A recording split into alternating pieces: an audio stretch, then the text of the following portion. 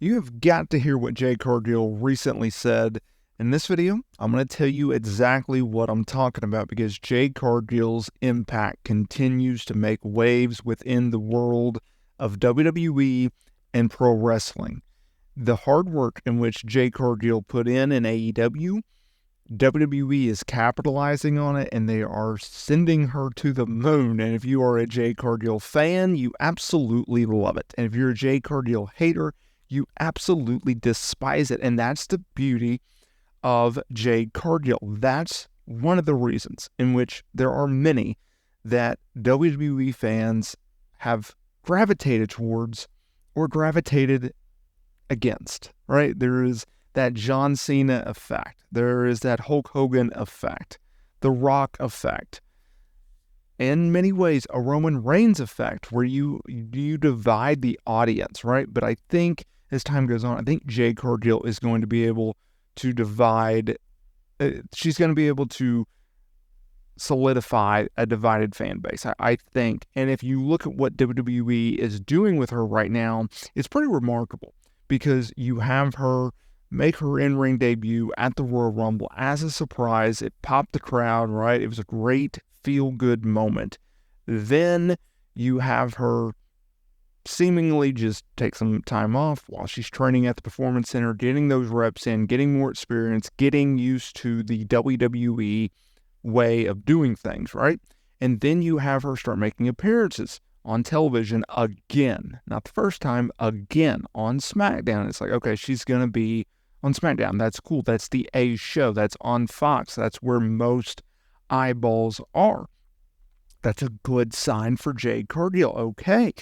And then she makes just her official SmackDown debut was amazing because earlier in the show, she gets a promo.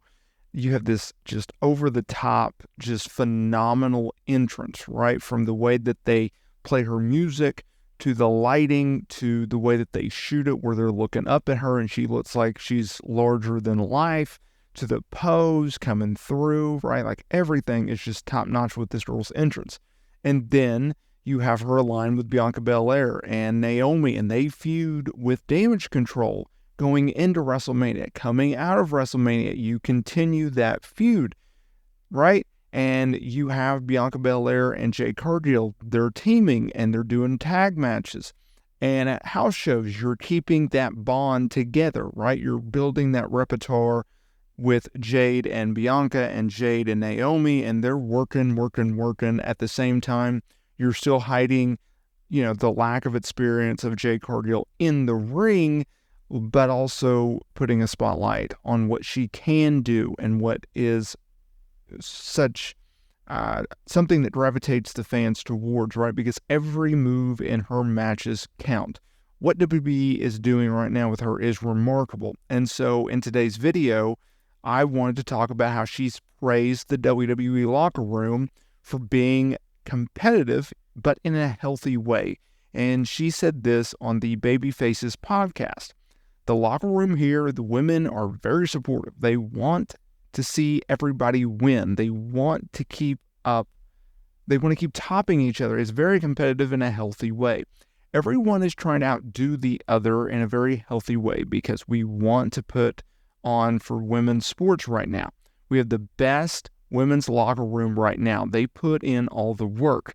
They've all worked with one another. Being that I'm a new person on the block, they want to see me succeed. Everybody is supportive. Everybody's like, what do you need if there's anything going wrong? Like my first match on Raw, actually, I was having a little mini meltdown and everyone came to me like, what do you need? You need to lace up your boots. I got you. Everyone is very supportive. It's a very healthy locker room, a very experienced locker room. It's a very healthy way.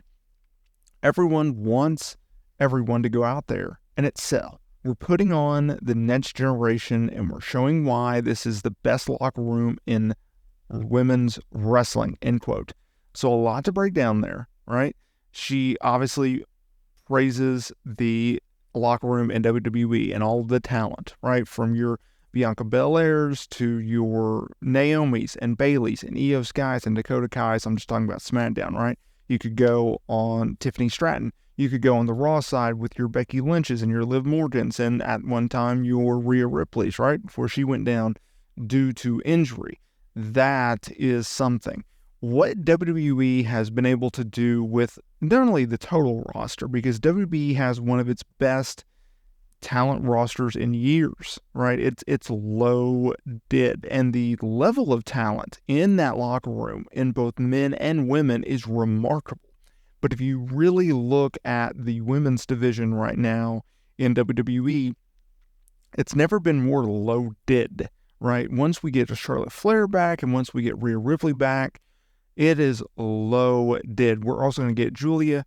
She's going to be coming down to NXT. You look at who you have in NXT right now, right? From your Roxanne Perez, your Laura Valkyrias of the world, your JC Janes, your Gigi Dolans, right? There's a lot of talent and a lot of untapped talent. And more importantly, and I think this is another reason, there's multiple reasons why Jade Cargill went from AEW to WWE, made that big move from jumping promotions and changing her life completely, right? You're only going and you're working maybe 1 or 2 days a week on an AEW schedule to a WWE schedule where you're working at least 3 nights a week, at least.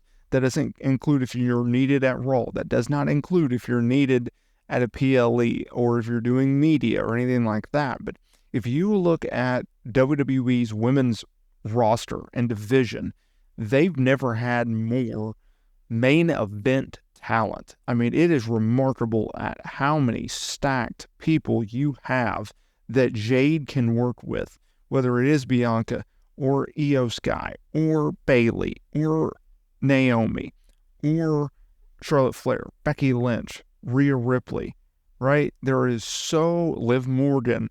There is so many big name talent out there that she can work with, and more importantly, that she can learn from, because the thing that Jade Cargill does not lack is charisma. She has the charisma, right? That is her selling card. But what she does lack is the in-ring ability, and that is something in which she will be able to change and evolve and get better at, and you just got to give her time. They're already putting her on live events. They're already pairing her in, selective matches where she can shine, but she's still learning. The great thing about tag team matches, and especially trios matches or 6-woman tag matches, if you will, is you're able to be at ringside in the ring and you're doing your spots, but at the same time, you can get on the apron and you have someone there that will talk you through, okay, this is why they're doing this. This is what's coming up next. This is what you need to look out for. Are you seeing this? Are you paying attention to that? It's the little things that you can really, really learn. And that is something that Jade Cargill is currently experiencing.